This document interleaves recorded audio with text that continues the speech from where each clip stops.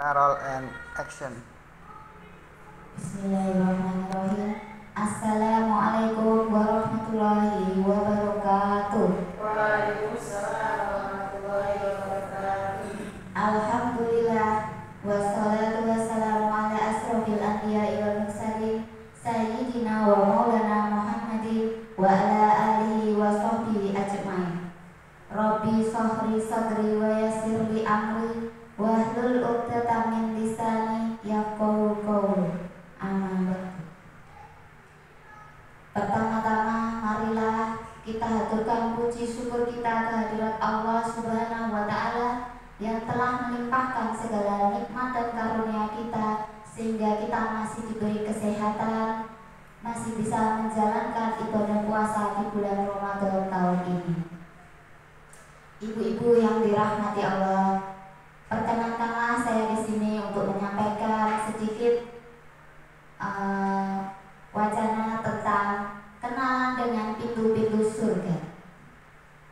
Surga adalah tempat yang sangat diidam-idamkan oleh setiap muslim. Setuju?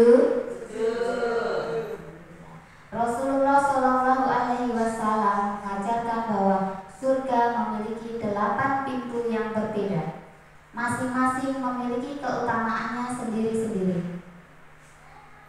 Setiap pintu itu terbuka bagi orang-orang yang memiliki amal dan karakter tertentu. Fil jannati samaniyatul abwab fiha babun yusamuraya la yadkhuluhu illa shaimun. Di surga ada 8 pintu. Di antaranya ada pintu yang disebut dengan Ar-Rayyan. Tidak ada yang bisa memasukinya kecuali orang-orang yang berpuasa. Hadis riwayat Bukhari 3257. Hadirin yang dirahmati Allah, pintu yang pertama adalah Ar-Rayyan. Ar-Rayyan adalah pintu surga khusus untuk orang-orang yang berpuasa. Pintu ini menjadi hadiah bagi mereka yang menjalani ibadah puasa dengan penuh keimanan dan keikhlasan, termasuk puasa Ramadan dan puasa sunnah. Rasulullah SAW bersabda,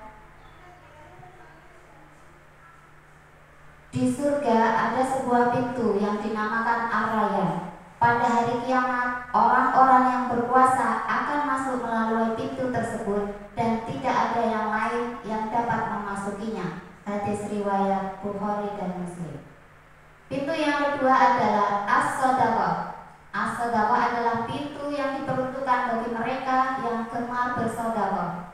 Pintu ini akan terbuka bagi mereka yang rajin memberikan sedekah dan membantu sesama tanpa mengharapkan belas apapun. Rasulullah Shallallahu Alaihi Wasallam bersabda, sedekah tidak akan mengurangi harta dan Allah tidak akan menambah kepada hambanya dengan kemurahan kecuali dengan kebaikan. Hadis riwayat Muslim. Ibu-ibu yang dirahmati Allah, pintu yang ketiga adalah as-salat. Siapa yang tahu artinya, Ibu?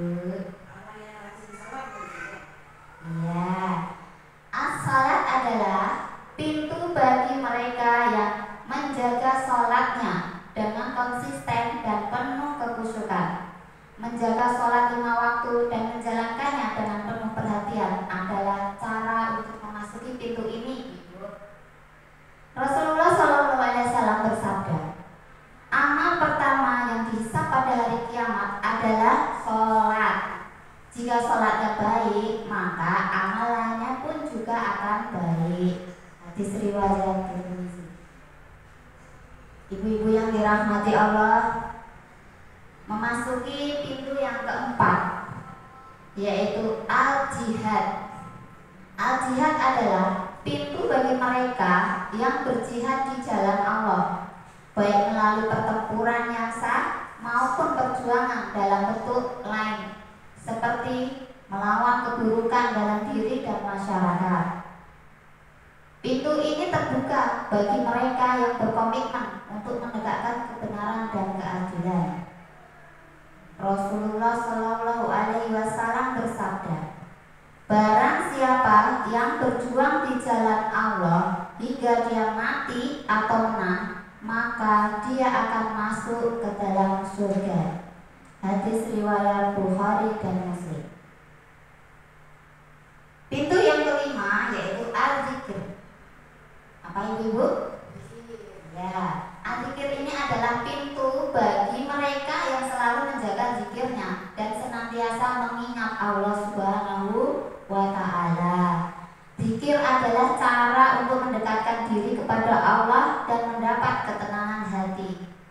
Rasulullah Shallallahu Alaihi Wasallam bersabda, sesungguhnya Allah Subhanahu Wa Taala memiliki beberapa malaikat yang berkeliling mencari majelis zikir.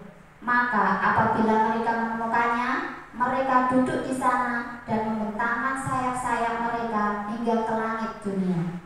Hadis riwayat Bukhari.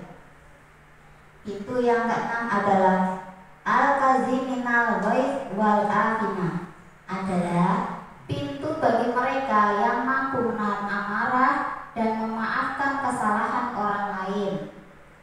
Menahan amarah adalah salah satu bentuk kesabaran yang sangat dianjurkan dalam Islam.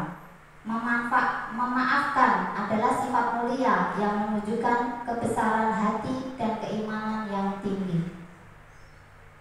Dari Abu Hurairah radhiyallahu anhu, Rasulullah Shallallahu Alaihi Wasallam bersabda, orang yang kuat itu bukanlah karena jago gulat, tetapi orang kuat adalah orang yang dapat menahan diri dari dikala dia sedang marah. Hadis riwayat Bukhari dan Muslim. Ibu-ibu yang dirahmati Allah, pintu surga yang ketujuh adalah Al-Aiman. Al-Aiman adalah salah satu pintu surga yang dikhususkan bagi mereka yang memiliki tingkat tawakal yang sempurna kepada Allah. Tawakal yang berarti menyerahkan sepenuhnya segala urusan hanya kepada Allah. Orang-orang yang memasuki surga melalui pintu ini adalah mereka yang dalam setiap langkah hidupnya, saat dihadapkan dengan ujian, ia selalu meletakkan kepercayaan penuh hanya kepada Allah Subhanahu wa ta'ala. Dan bertakwalah kepada Allah, sesungguhnya dialah yang maha mendengar lagi maha mengetahui. Quran surat Al-Anfal 61. Pintu surga yang terakhir atau yang ke-8 adalah Babul Walid.